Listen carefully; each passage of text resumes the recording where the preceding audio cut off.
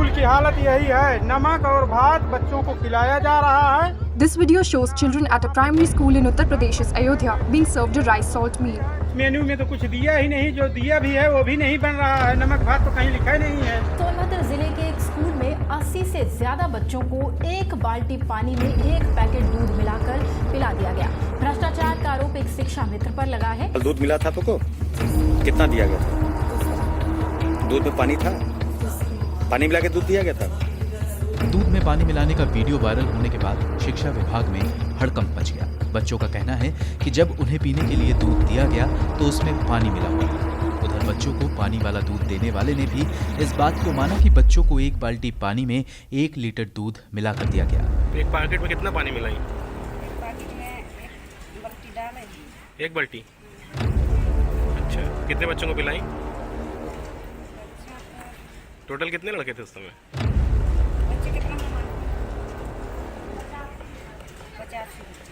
85 बच्चे। कुछ महीने पहले यूपी के मिर्जापुर में बच्चों को मिड डे मील में नमक रोटी दिए जाने का मामला सामने आया। Sarfaraz turned a reporter and showed the plight of this school in this video that has been put out by him. Watch this for yourself.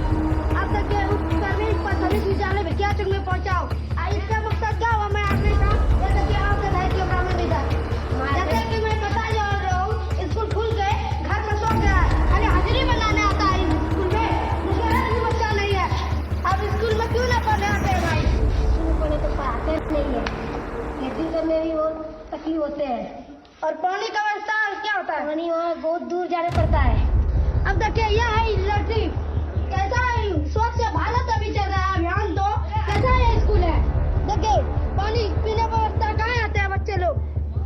यह देखिए जंगल है स्कूल में, कैसा है? यह सरकार है। देश के लाखों बच्चे जो कुछ पढ़ रहे हैं उसे देखकर आपको हंसी आएगी। देश के राष्ट्रपति का नाम क्या है? नरेंद्र मोदी क्या है? राष्ट्रपति।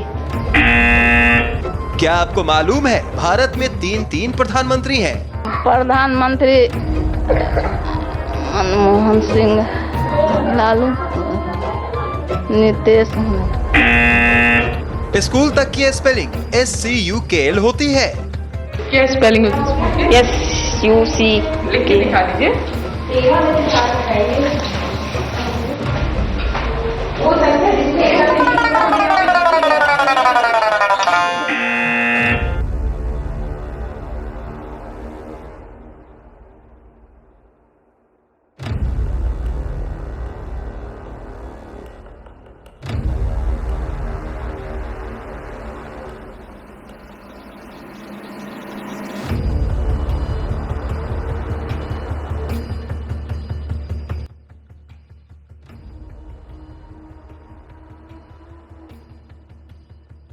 इंडियन एजुकेशन सिस्टम की अगर बात करी जाए तो ब्रिटिश के ज़माने से जो एजुकेशन सिस्टम चल रहा है हम वही चला रहे हैं। उस सिस्टम को ना हम अपडेट करते हैं, ना उसमें इंपॉर्टेंट चेंजेस करते हैं और ना ही क्वालिटी ऑफ जो एजुकेशन है उसको इम्प्रूव करते हैं। सिलेबस अपडेट करने के नाम पर हम नीचे का चैप्टर ऊपर का चैप्टर नीचे कर देते हैं, या फिर किसी चैप्टर में 2 पैराग्राफ डिलीट कर देते हैं, या फिर किसी चैप्टर में 2 पैराग्राफ जो है वो ऐड कर देते हैं। हमारे एजुकेशन सिस्टम में ना ही एजुकेशन है और ना ही सिस्टम है। अगर आप किसी भी स्टूडेंट को पूछते हैं कि आपको कौन सी फील्ड में करियर बनाना है, तो मैं आपको गारंटी दे सकता हूँ कि आपको मेजॉरिटी आंसर्स में गवर्नमेंट जॉब, डॉक्टर, इंजीनियर या MBA ही मिलेंगे। जबकि सच्चाई ये है कि इसके अलावा और भी दूसरे बहुत सारे high paying career options available है, पर सबको गधों की रेस में दौड़ने की इतनी आदत हो गई है कि 95% लोग इसके आगे सोच ही नहीं पा रहे। स्टूडेंट की बात करी जाए तो हमारे स्टूडेंट्स खुद ही इतने डिस्ट्रैक्टेड है। जो स्टूडेंट दिन में 5 घंटा सोशल मीडिया पर लगा हुआ है दूसरे की जिंदगी देखने में, वो खुद की जिंदगी और करियर का डिसीजन क्या ही लेगा।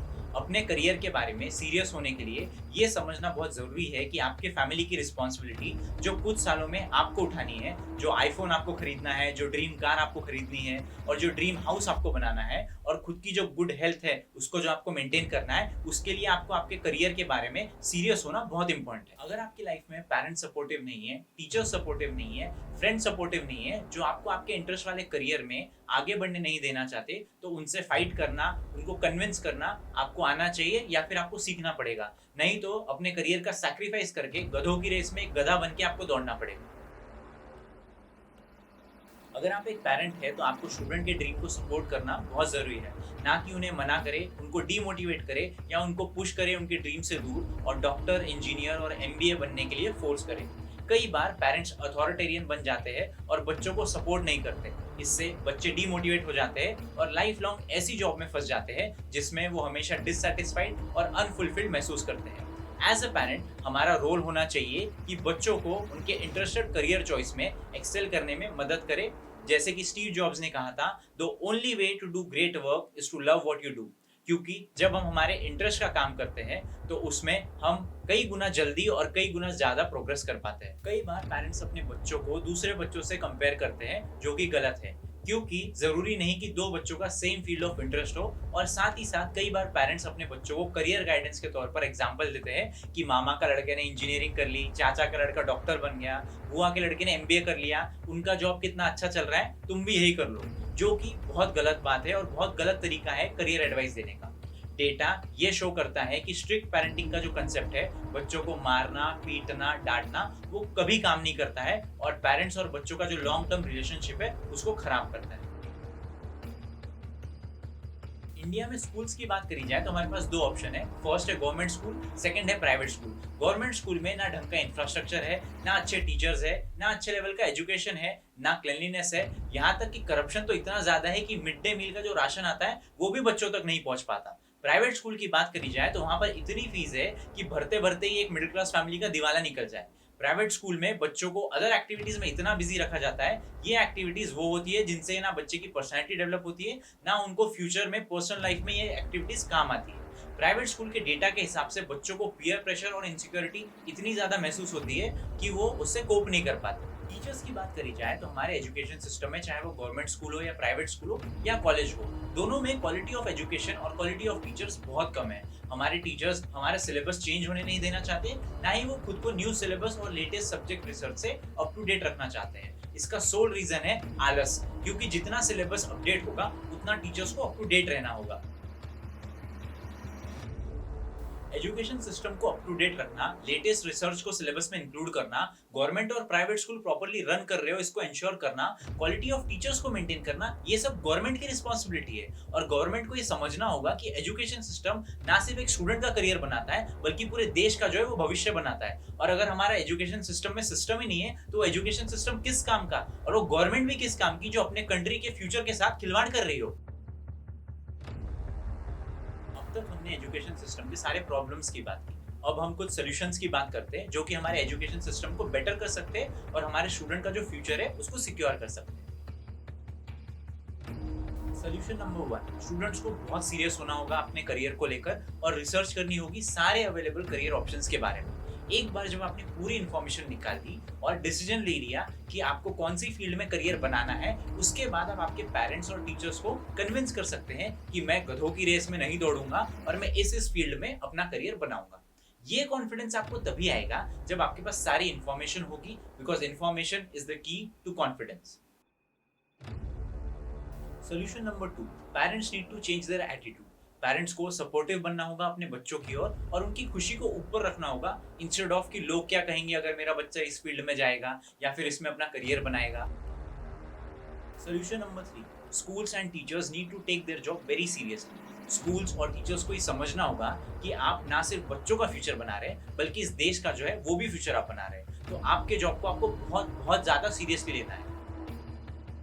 सॉल्यूशन नंबर 4, गवर्नमेंट को स्कूल सिलेबस में लाइफ स्किल्स जैसे कि precautionary health, personal finance, Indian tax system, education counselling, career counselling, traffic laws और पब्लिक स्पीकिंग को हर स्कूल में फ्री ऑफ कॉस्ट सिखाना होगा और मैंडेटरी करना होगा।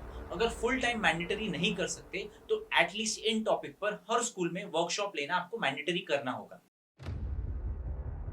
सॉल्यूशन नंबर 5, हमें इंजीनियरिंग, डॉक्टर और एमबीए के अलावा जो भी करियर ऑप्शंस है उन फील्ड में जिन लोगों ने एक्सेल किया है उनकी स्टोरीज और करियर को हमें न्यूज और सोशल मीडिया में पोर्ट्रे और सेलिब्रेट करना होगा, ताकि उसके बारे में अवेयरनेस हो और पेरेंट्स और स्टूडेंट्स को नए करियर ऑप्शंस के बारे में पता चले। इस वीडियो से हम ये चाहते हैं कि इंडियन एजुकेशन सिस्टम में एक पॉजिटिव रिफॉर्म आए, सब लोग अपने अपने रोल्स को सीरियसली ले, ताकि हम एक स्ट्रॉन्ग इंडियन फ्यूचर बना सके। जितना स्ट्रॉन्ग हमारा इंडिया का यूथ होगा उतना ही स्ट्रॉन्ग इंडिया का फ्यूचर होगा।